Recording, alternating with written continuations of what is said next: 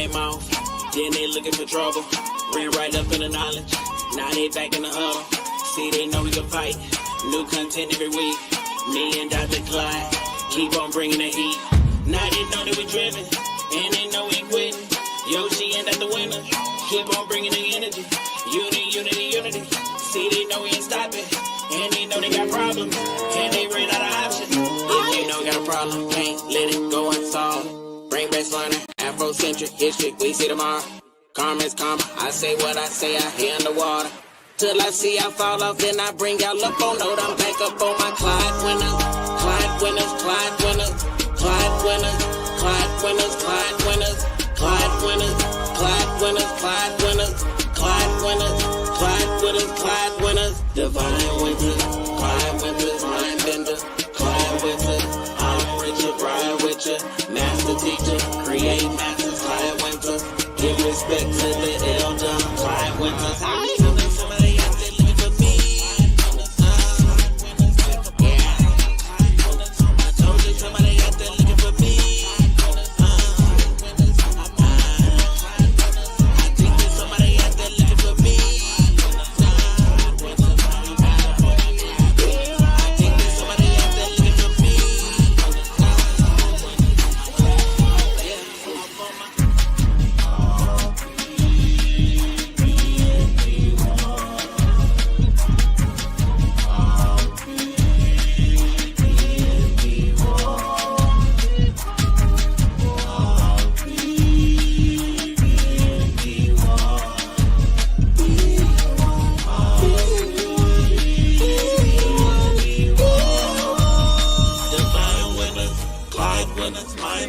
We have to live by God.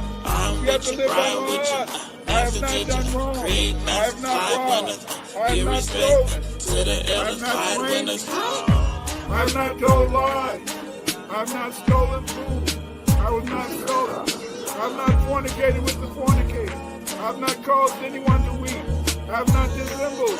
I have not transgressed. I have not discussed secrets. I have brought no lawsuits. I have not wronged the copyright. I have not struck kill.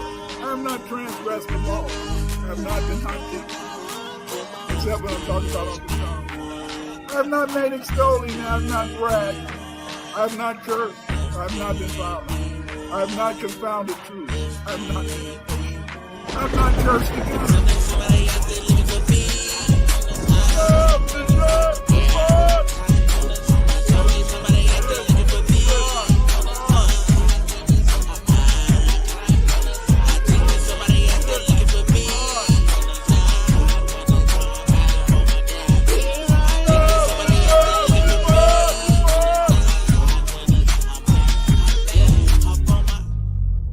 Dr. Winter's legacy is a testament to the power of knowledge and the unyielding spirit of exploration. His impact is felt worldwide, as he shares and enlightens at conferences, symposiums, and collaborative projects.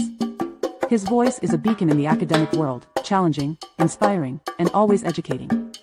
His journey reminds us that the quest for knowledge is never-ending, and its impact is timeless. Dr. Winters teaches us to challenge the narratives and to learn with an open mind. As he always says, B1 is not a group, it's a lineage. Let his story inspire everybody to pursue knowledge relentlessly and to always seek the truth. Now let us welcome in the grandfather of research, the Trill OG himself, the Honorable Dr. Clyde Winters. The researcher do the research on my mind. I don't get a kick out of telling lies. Let the researcher do the research on my mind. Spent years studying the ties. Let the researcher do the research. Yeah. Black first, with strength we rise. Yeah. Let the researcher do the research. Yeah. Uniting truth and kill the lies. Let the researcher do the research. I'll learn to debunk my own craft. Respect is all that I have. Dr. Winters.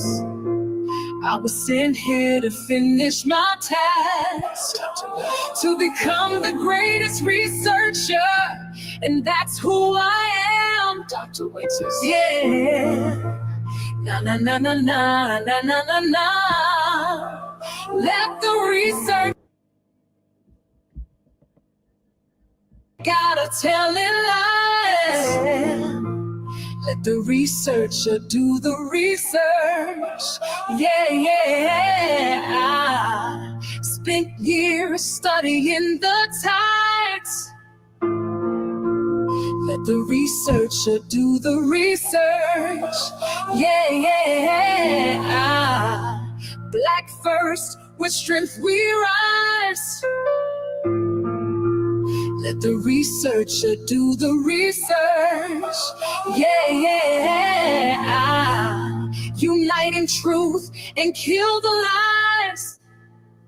Be one, be one, be one. Be one to win this fight. We have to always we must remain unite. black Stand up first. for the righteous and let your skin shine bright. Be one, be one, be one, be one. Lessons whispered at night. What up, though? What up? Watch what eggs do to your brain. So it is Take a look at the time to talk about Thursday. Yes, it's Thursday. It's Black History. It is Black History Day. Today is Thursday, and on Thursday, what do? On Thursday, we talk about Black history. Yes. I have another interesting discussion today that I want to have with you in relationship to our ancient history. As I told you before, much of our history has been hidden, much of it destroyed, but a lot of it is hidden. A lot of it is hidden from us because you would be surprised that many people don't want us to know. Many people do not want you to know your history. Many people do not want you to know your history because they don't want you to know your greatness. They don't want you to know that your greatness. But you know what? Something else they don't want you to know. Yes. Something else they don't want you to know. You know what that is? They don't want you to know where the European came from. They don't want you to know where the white man came from. Yes. The European, the white man, he talks about everybody's origin. He talks about where everybody came from. But if you notice, he never talks about where he came from. Why is that? Why does he want to make it a secret in terms of his origins? Why is his origins not supposed to be discussed? Why is his presence on this earth not to be discussed? It's hidden in secrecy. It's hidden in the clouds. It's hidden behind a veil. Yes, it's hidden behind a veil. And it's hidden behind a veil because the fact, in the sense, is that they don't want you to know, you see.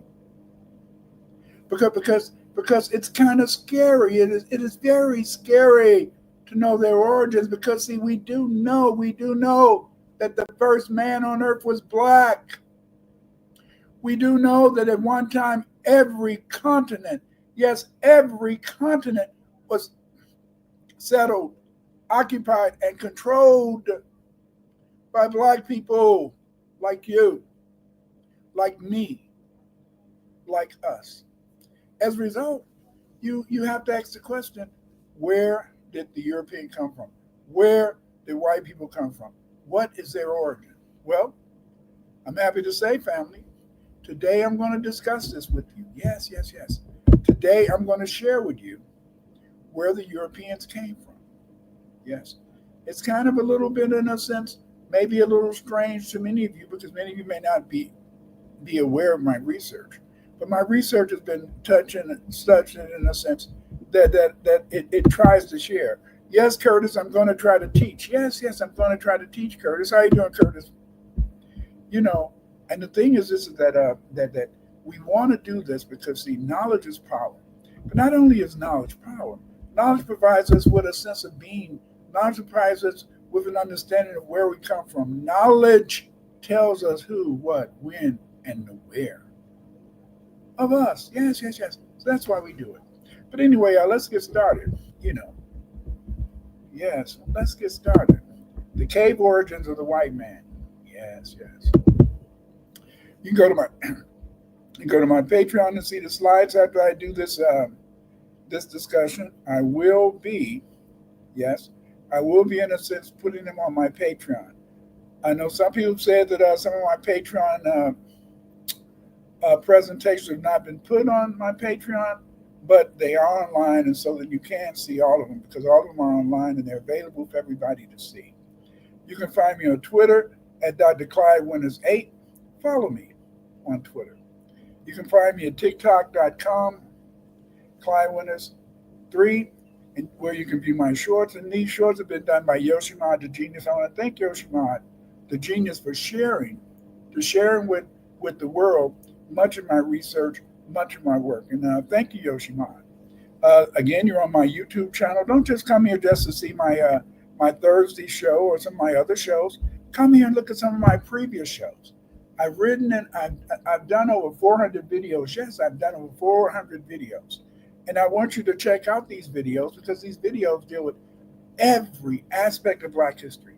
There's no aspect of Black history that I haven't discussed, that I haven't researched, that I haven't discussed, unless it's something new. But I'm working on those new things too, because as I find out more information, I try to bring it to you, family. I try to share it with you on YouTube through my video presentations. And of course, order my books on Amazon.com. Please support my publications. Please support my books. B1 is acknowledging your Black African ancestry of mind, not heritage. We must be race men and women proud of our culture and African Black ancestry. What is B1? B1 is unity with Ma'at. Yes, yes, yes. B1 is unity with Ma'at. We must be unified with Ma'at. We must, in a sense, be centered around understanding who and what we are, because by understanding who and what we are, that we'll know, in a sense, our future, our past, and our present. You can find out more information about Blacks in Europe in my books, Blacks in Europe, and Manufactured Genetic Origins of the Fake Eurasian Black Migration. Yes, get this book. These books talk about the origin of the white man, you see.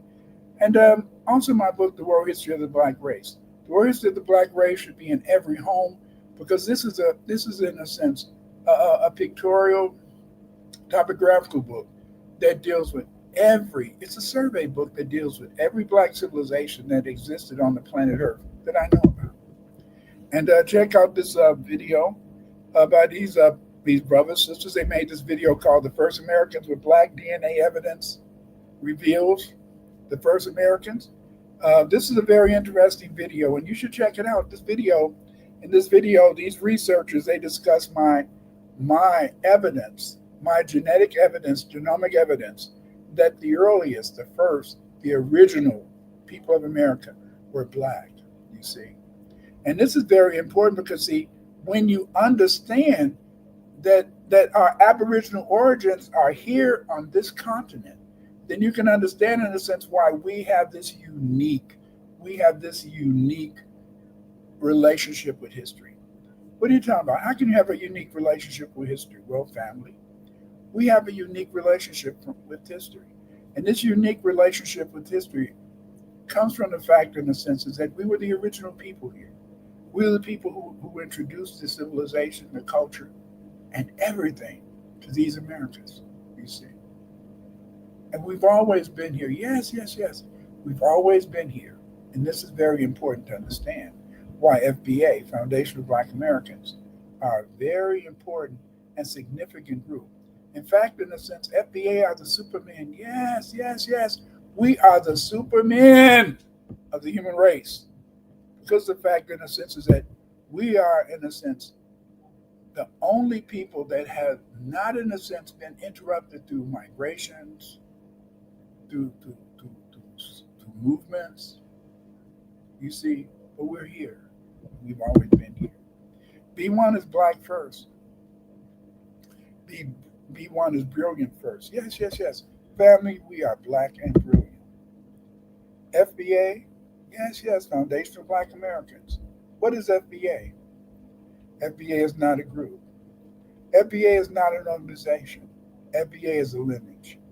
A lineage is lineal descent from an ancestor, ancestry or pedigree. As a result, we are descendants of the Black Europeans, African and Aboriginal blacks who built these United States. Yes, yes, yes, yes, yes. We went through an ethnogenesis, through, in a sense, the mixing of black Europeans, black Aboriginals, and Africans. We became, in a sense, this unique people situated here in these United States called FBA, Foundational Black Americans. Today I want to talk about the cave origins of whites. Yes, yes, yes, yes. I know there's many different theories, and I know Elijah Muhammad, he had a very interesting theory about the origin of white people. Then there's the theory that white people are the result of maybe some albinos who continued, in a sense, to mix with each other, and eventually they evolved into what we call, in a sense, the white race or the European race. But today I'm going to talk about another theory for the origin of whites. I mean, you can accept it or reject it. It is up to you. You see, that is the beauty of being a human being. Because you're a human being, you can accept knowledge or you can reject knowledge. That doesn't mean, in a sense, that the knowledge may not, in a sense, have an important effect on you. But what it means is that you have the ability, you have the right, you have the duty to, in a sense, judge knowledge and weigh the evidence. And once you weigh the evidence, then you choose a side. My belief that the white man evolved during the Ice Age explains blacks in Europe. Modern Europeans originated in Central Asia. They de-evolved from Cro-Magnon blacks into Caucasians after being trapped in the caves of Europe from the Younger Dryas, 12,900 BC, 12,900 to 11,700 years before the present, down to the Santorini volcanoes. Yes, yes, yes. I believe, in a sense, that it was as a result of the eruption of the Santorini volcano that those black people who had been trapped in the caves for over 10,000 years were released. Yes, yes, yes. It was during the Santorini volcanoes that blacks began, in a sense, to leave the caves. But we were a different people. No, we did not look as we look today. We had lost our blackness. We had de-evolved from black people to Caucasians. The caves of Europe were seen as temples by ancient blacks in Europe. Here they congregated and used them like temples. In the caves, these blacks recorded their history and worshiped their gods. The last ice age in Europe came suddenly. The blacks probably sought sanctuary from the cold in their caves, temples. During the Younger Dryas, there was a sudden drop in temperature. Archaeologists have found frozen carcasses of mammoths with preserved stomach contents. These led some archaeologists to assume that this last ice age appeared suddenly because they found some of the animals in a standing position, a position that suggested a sudden extinction of the mammals. Since the last ice age came suddenly, the blacks were trapped in the caves. The first Europeans were definitely black when they entered the Caucasus caves. This is a reconstruction here of Cro-Magnon man. Yes, yes, yes. We assume, in a sense, through archaeological research, that the original inhabitants of Europe we call Cro-Magnon man. And this is a reconstruction of a skull. Yes, it's a reconstruction of one of the skulls of the Cro-Magnoid population. In the caves of Europe, due to the absence of sunlight, the Aurignacians, blacks, lost the melanin in their skin. The melanin left the skin and congregated in the hair. This is evident when we look at the depigmented creatures who live in the caves today. Take a look at that picture on the right-hand side. This is a cave-dwelling entity.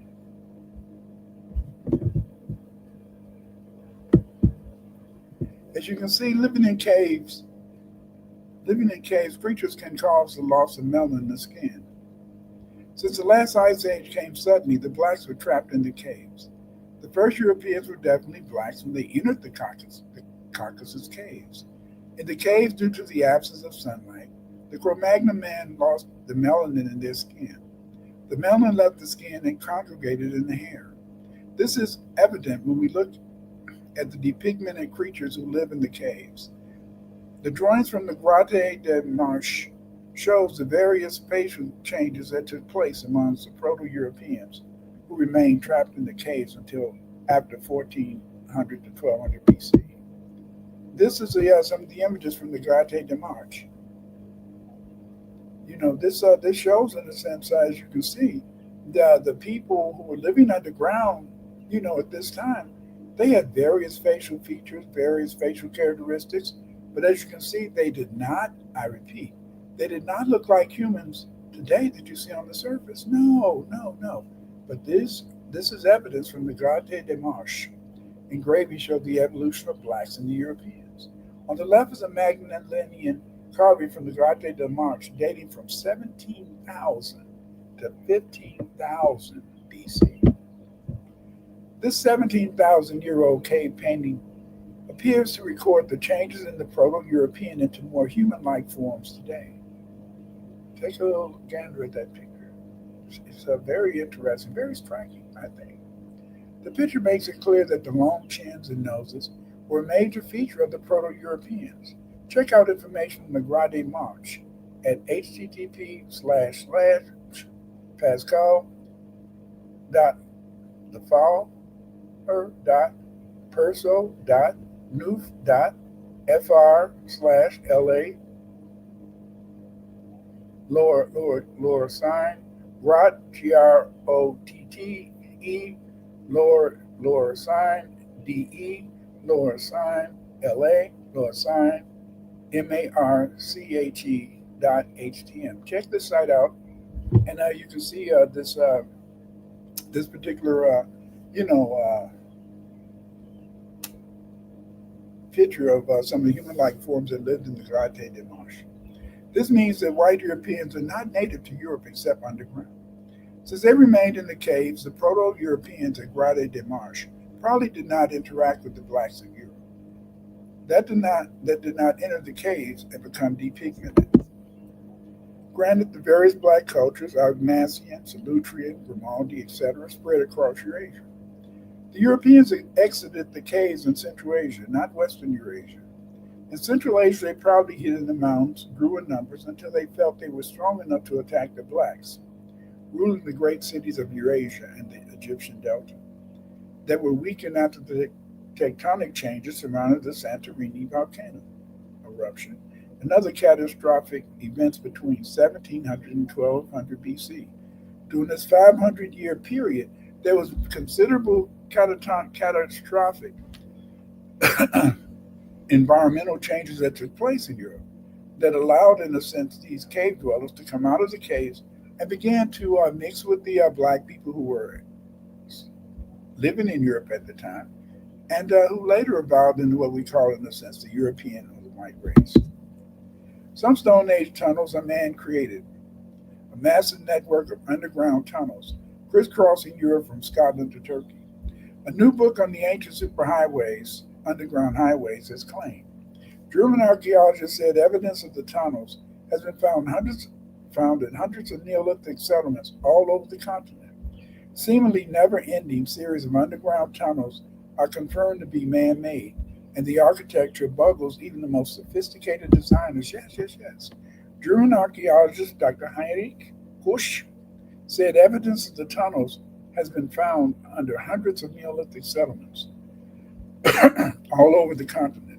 In his book, Secrets of the Underground Door to an Ancient World, the German title, Tor zur Unterwelt, he says that the facts so many have survived after 12,000 years shows that the original tunnel network must have been enormous. Think about that. That there's an underground tunnel network that is 12,000 years old that expands all the way from the British Isles, into much of Central Europe. That's an enormous passageway. That's an enormous cave settlement. There's look on the right-hand side. You can see one of the centers where the caves were located. You can see, in a sense, the extensive work that these ancient people had done to hollow out these caves and make a grand place for them to live. Yes. In Tor zur Unterwelt, the author notes that chapels were often built by the entrances to the caves, perhaps because the church were afraid of the heathen legacy the tunnels might have represented. and wanted to negate their influence. They would have been right, since they probably had been built by the proto-white men. You can see this is one of these caves that are connected to this eccentric network. I mean, just look at it. Take a minute and look at the way it was carved out. Look at the intricacies of this area, and just think about it.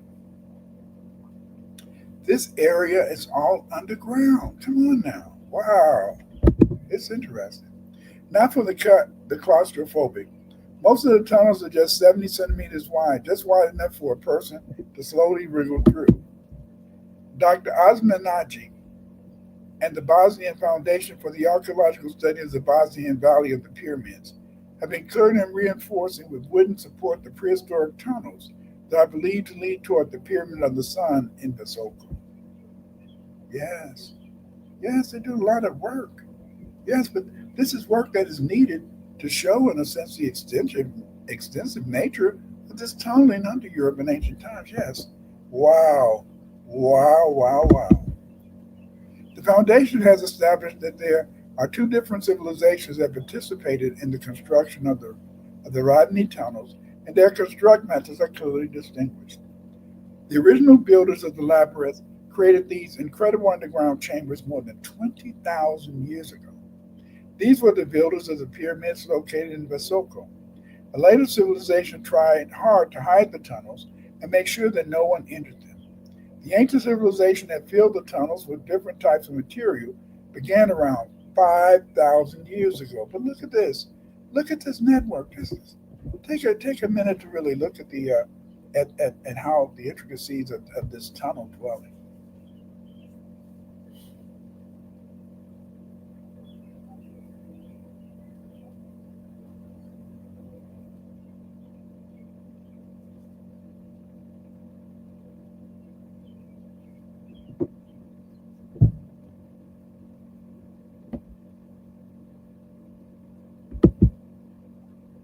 Ancient people lived in the caves because it provided, one, a natural protection from predators and the elements. Two, it had a stable temperature in extreme climates. Three, the caves provided easy access to resources like water, stone, and fuel. And four, the caves provided shelter during migrations and seasonal changes. So it's very important in a sense to understand that these caves played a very important role in these civilizations. Many of these caves are located around the world. In Europe, we find the Lascaux, the Altamira. In Africa, we got the Border Cave in South Africa. We got the Tafour Cave in Morocco. In Asia, we got the Bhimbetki in India, the Zulkiflian Cave in China. And most of these caves are very strategic. They are found near hills and cliffs. You know, in this cave, in the sense of people who may have occupied those caves, a strategic advantage over people who may have been entering the area. So there was a lot of strategy that these ancient people used in deciding where to place their homes and why they made certain caves their homes while they avoided living in other caves. You know, there was possibly a daily life inside of a cave. They were living in areas divided into sleeping, cooking, and tool-making zones. You know, fires were used for cooking, warmth, and light stone tools crafted and used for hunting and food preparation. The food included hunted game, gathered plants, and fish. There was also cave art and symbolism in the caves. Cave walls were decorated with animal figures, handprints, and symbols. These served religious, ceremonial, or storytelling purposes. There was use of natural pigments such as ochre, charcoal, and hammerlite. When you visit these caves, when you look at the art and the symbolism, it can provide you insight into the ancient cosmology and probably beliefs of these people who formerly lived in these caves. What made caves a choice housing location? Well, for one thing, you know, there were places where likely small kin-based groups or clans could live. It provided, in a sense, a group of people who practiced a cooperation for hunting and childbearing. They would share tools and resources. Plus, gender roles may have been flexible and based on skills. The caves also, in a sense, were important because they they could provide not only seasonal, they could also provide permanent homes. Some caves were used seasonally during migrations. Others became long-term settlements. Evidence of continuous occupation, of some caves show that they have been occupied for over thousands of years, just thousands of years, not just hundreds. The archaeological evidence in these caves show remains of hearts, tools, animal bones, and burial sites have been found. Shell beads and ochre for personal decoration were discovered in the caves. This shows in a sense that people were concerned about, maybe their physical features, and they did like to maybe kind of, dress up or have, things that made them stand out. There's fossilized human footprints in the cave sediments, and there's radiocarbon dating used to determine the time periods of human occupation of the cave, so that we can get a pretty good idea about life in these caves, where they were occupied by people for, as they said, hundreds, if not thousands of years. What is the legacy of cave dwellers? Well, the one of their legacies is to set the foundation for later village life. The cave dwellers was an early expression of art, culture, and spirituality, because many of the people, in a sense, who lived in the caves decorated their caves. So we can understand, in a sense, that these these decorations, these spiritual ideas, were, in a sense, carried over into when they began, in a sense, to build settlements outside the caves. Caves provided a record of human adaptation and ingenuity, and in the caves, artifacts are found which indicate influence on human mythology and cultural memory. Yes. Caves are very important. Caves are more than shelters. They were the cradles of early human life. These, in a sense, I want to refer back to this picture. Look at some of these people these human beings. Yes, they're human beings. But look at some of these human beings that lived in the various caves 10,000 years ago. And they can show you this evolutionary process, and where people, in a sense, began, once they left the caves, to be of a uniform group, in terms of how they looked human. Caves offered safety, community, and a canvas for imagination. Studying caves help us understand how humans first shaped their world. Yes, how humans first shaped our world.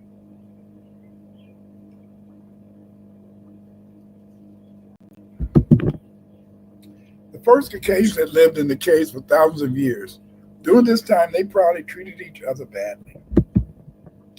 Given the lack of food resources in the caves, these first Caucasians probably ate each other and suffered many bad things. Yes. We can assume that when Caucasians lived in the caves, they early recognized they should organize themselves into clans or tribes. The tribe would have protected its members from being preyed upon. The Caucasians living in the caves early realized that other humans could provide them with food, clothing, and weapons. They had to eat each other if they wanted to have the food resources to survive. Yes, cannibalism was probably very strong.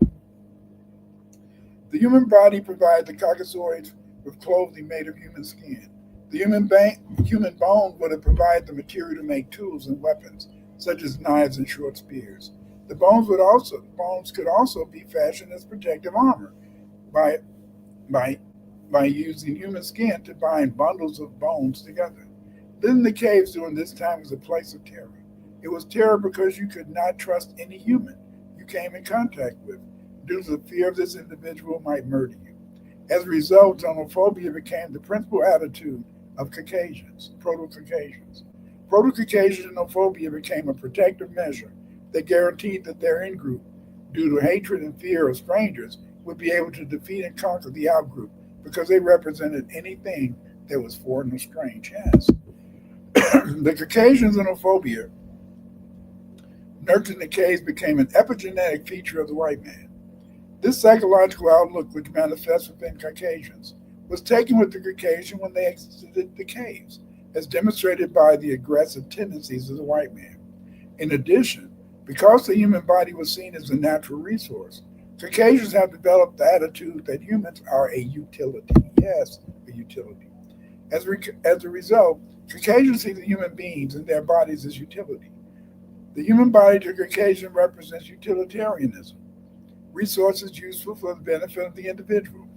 The guiding principle of Caucasians is that you must control the human body of others as a resource that promotes happiness to the individual Caucasian who controls the body of others. Caucasians, due to their original cave experience, view the human body as fetishes. To Caucasians, the human body is a fetish that might be exploited to provide them with gratification. This may explain why many Caucasians act aggressively during sexual intercourse, while other Caucasians may gain sexual gratification by harming themselves or others. Thusly, some whites see sexual intercourse as a fight between two human beings. It is clear that the melanin in Europeans goes only into their hair. The only explanation for the appearance of whites and stability of the lack of melanin among Europeans can only be explained by an extended period of time Proto-Europeans lived in the caves. These first Caucasians probably left the caves bitter because they had lost their pigmentation, while many of the people they saw when they left the caves were pigmented, i.e. blacks. The original home of the Caucasians was the Caucasus Mountains.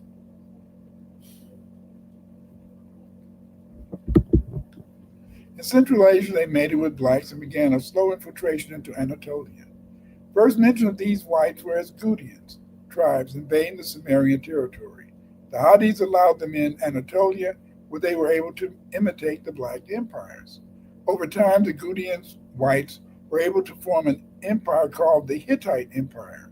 The Hittites, like the Gutians and Sumerian, adopted the language of the Hadi in their culture. After 1200 BC, a coalition of white tribes began to move out of Anatolia into the Mediterranean, attacking all the black lands.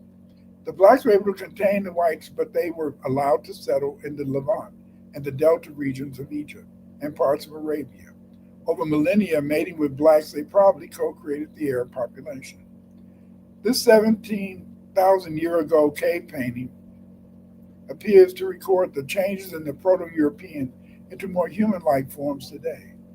This picture makes it clear that the long chin and noses were a major feature of the Proto-Europeans.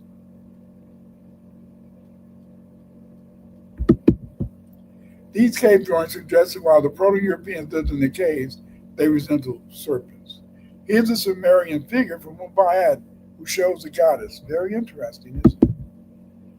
The serpent-like appearance declined once they left the caves and began mating with African blacks after tectonic changes opened the cave entrances, and contemporary Europeans began to move into the black lands.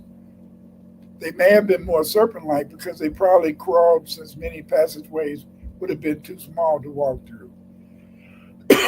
This is probably why they had long noses, to be able to navigate and smell their surroundings. Again, this is our Sumerian goddess figure from Mumbai.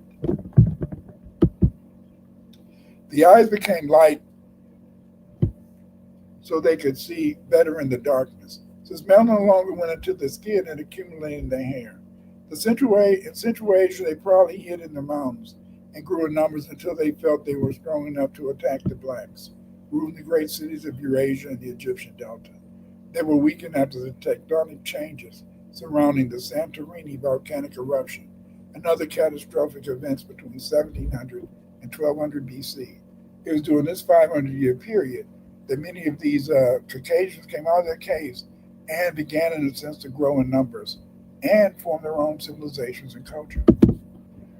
Santorini volcanic activity during the past 2,500 years has been dominated by very large explosive eruptions at intervals of the few tens of thousands of years.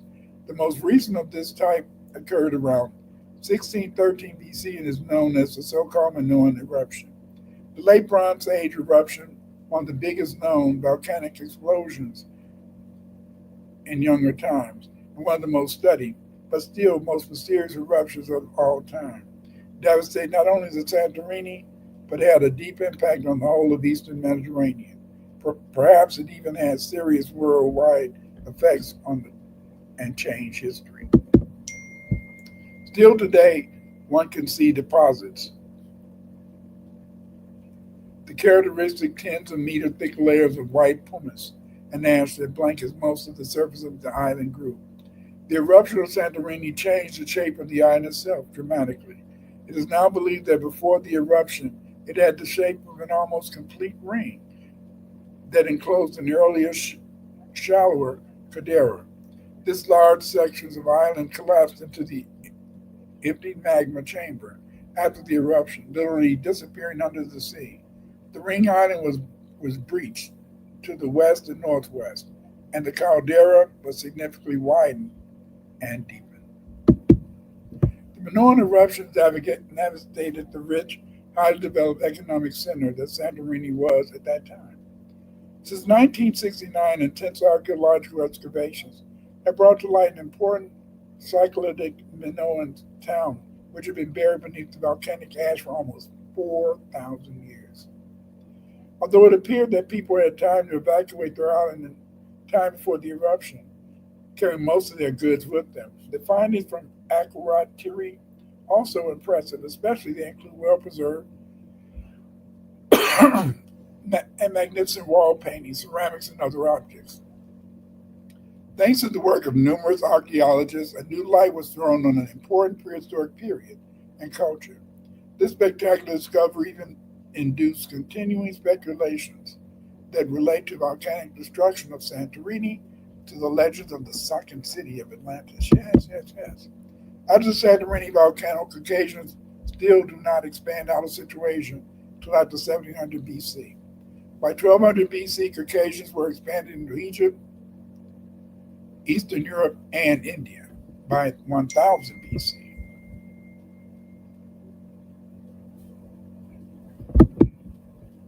if you want to find more about this expansion of Europeans, expansion of white man, get my books, Black in Europe, and my book, The World History of the Black Race, and Manufactured Genetic Origins of the Fake Eurasian Back Migration. Yes, these books will give you more information on the settlement and expansion of blacks. Thank you for taking the time to joining me again. Joining me again on this, Thursday today. I'm very happy that you came here, and this is very important, and it's something has to say. Okay, Brad said, I thought evolution was debunked racist science. Evolution is just a theory. It doesn't really need to be debunked or anything. It's just in a sense a theory. Theories are unproven. Homo erectus lived in Africa. 90% of your DNA came from our care. Come to look it up. Okay.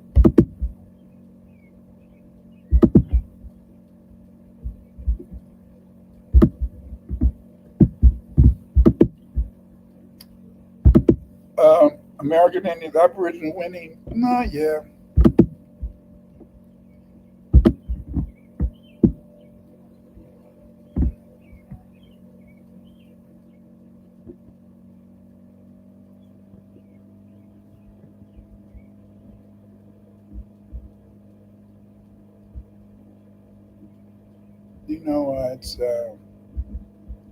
It's interesting. Some people are just so. Some people, in a sense, they really hate themselves, And American Lotus Peace Doctor, when it's peace to you too.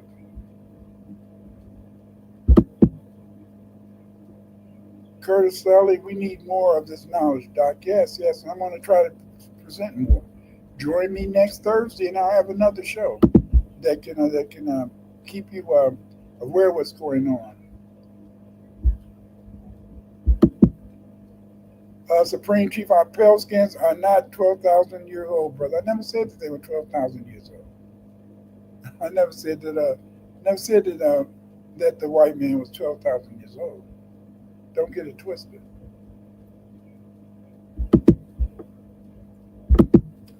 Aboriginals in Australia literally look like Homo erectus with a little Denisovia.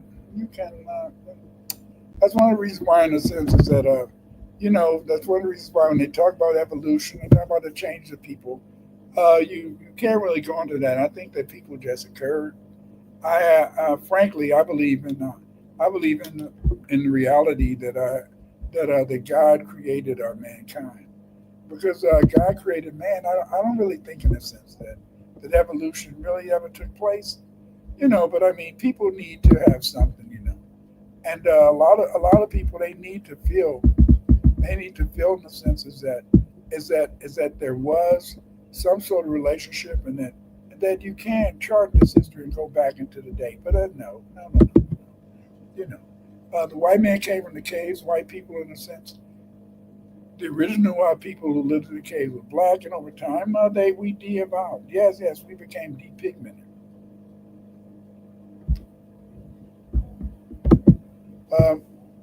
Brad, do you believe in Neanderthals, Homo erectus, or Denisovanos? I believe these groups existed. The Neanderthals, they were basically black people. They had a large bridge. They had a large bridge across their forehead, and that was the only difference between them and and modern Europeans. Hit the like button, and please share this video with your friends and colleagues. Yes. Share these videos with your friends and colleagues. Let them know about this video. Let them know that they too can understand where white people came from.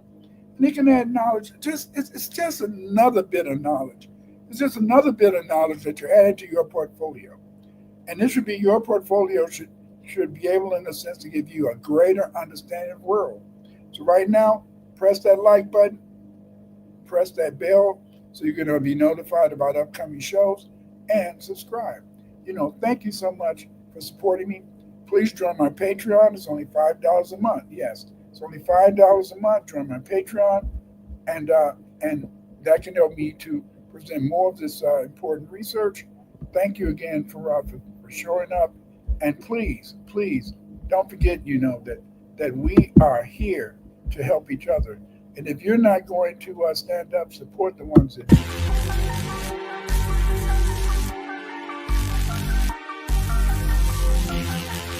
If you're not going to speak up, support the ones who do. If you're not going to speak up, support the ones who do. If you're not going to speak up, support the ones who do. If you're not going to speak up, support the ones who do. Vampires, they prey on your fears, so them not stay away. Vampires, they prey on your fears, control your atmosphere. Don't let them take your energy. Don't let them take control your atmosphere. I am you, and control your atmosphere. Don't let them take your energy. Don't let them suck your energy. It's a distraction away from me. I am you, and you are me. If you're not going to speak up, support the ones who do. If you're not going to speak up, support the ones who do. If you're not going to speak up, support the ones who do. If you're not going to speak up, support the ones who do. Nobody but yourself. Don't follow. I said nobody but yourself. Don't follow. Nobody but yourself. Don't follow yourself. Nobody yourself. Nobody but yourself.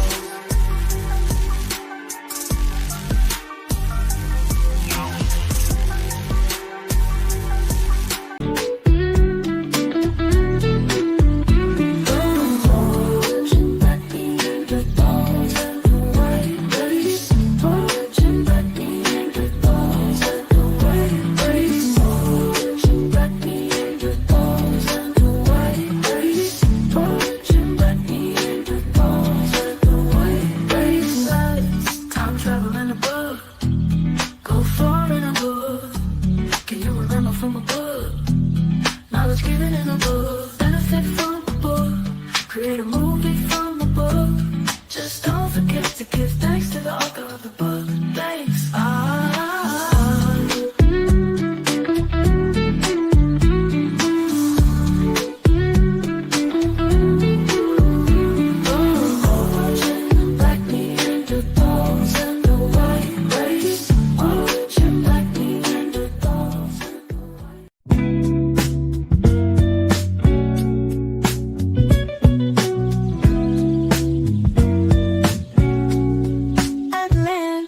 In Mexico, Atlantis in Mexico, Atlantis in Mexico, Atlantis in Mexico. Time travel in a book, go far in a book. When is the last time you spent bread on a book? Knowledge given in a book. Benefit from a book. Create a movie from a book. Create animation from a book.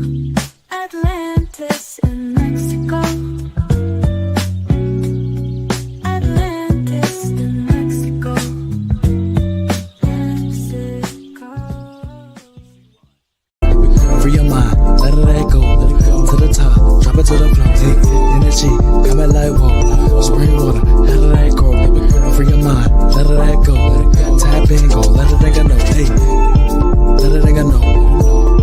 Let it nigga know. Energy, come at like whoa. Spring water, how did that grow? Free your mind, let it go to the top, drop it to the floor. Energy, come at like whoa. Tap in, go, let it nigga know. Hey, she told me go and put it in her heart. I told her I don't wanna break it all apart. Let me be a night light in the dark. Hey, my nigga shine bright with the art. Write history, gems, essays. Write history, gems, essays. Write history, gems, essays.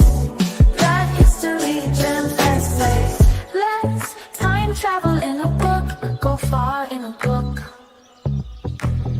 When is the last time you read a real book? Knowledge given in a book. Benefit from a book. Create a movie from a book.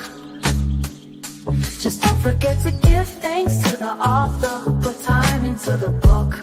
Thanks. Write history, gems, essays. Write history, gems, essays. Write history, gems, essays. Write history, gems, essays. Parents looking for a story that would not only captivate your little one's imagination, but would also teach valuable lessons. The Bloom, bedtime story for the young at heart, takes your child on a magical journey to ancient Kemet, where the goddess Sister Andito brings life, love, and healing. Through this enchanting tale, your child will learn the importance of nature, compassion, and positivity, all while discovering the rich history of Kemet. It's a story that inspires self-mastery and love for the world around them, making it the perfect bedtime read for little dreamers. Available on Amazon now, The Bloom not only nurtures young minds, but also supports the FBA community. Grab your copy right now and give your child the gift of adventure of learning. Order The Bloom today on Amazon. Thank you. Our identity and our culture as black foundational Americans. Yes. Wars between black Indians and whites were manufactured to produce black slaves for whites. The English, the French, and the Dutch provided the Native Americans with guns, rum, and cheap goods to purchase Native American Indian slaves. Between 1670 and 1720, many black Native Americans were enslaved. The black Native Americans were sold into slavery throughout the 13 colonies, Mississippi Valley, Canada, and the British West Indies. The majority of black Native Americans sold into slavery by whites and Indians. Slave traders were the Choctaw, the Yamasee, and other Carolina tribes. Yes.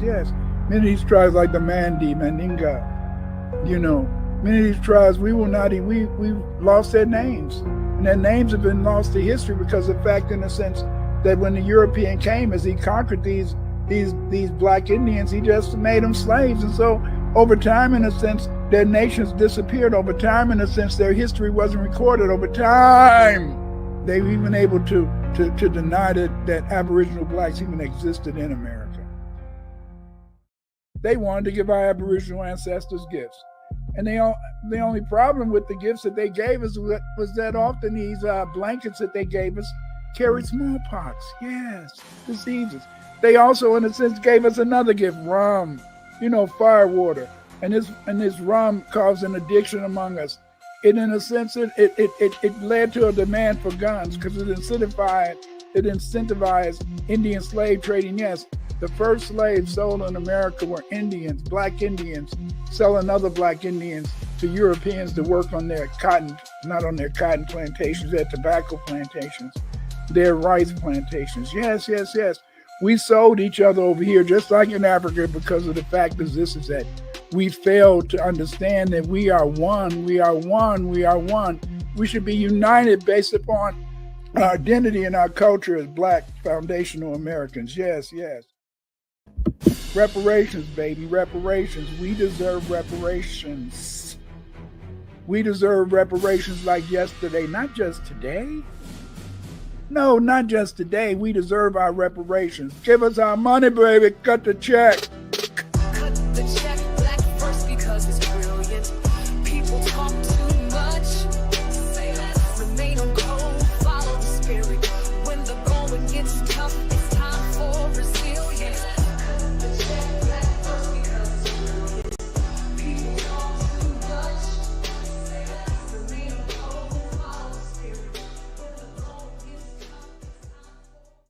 Say less, remain on code, follow the spirit. When the going gets tough, it's time for This person, Carol, asked, why are you using the term black Indians? I'm using the term black Indians because you also had red Indians. And today we've got Caucasian Indians. So I use the term black Indians to separate us from the other people. That's when we know who we are,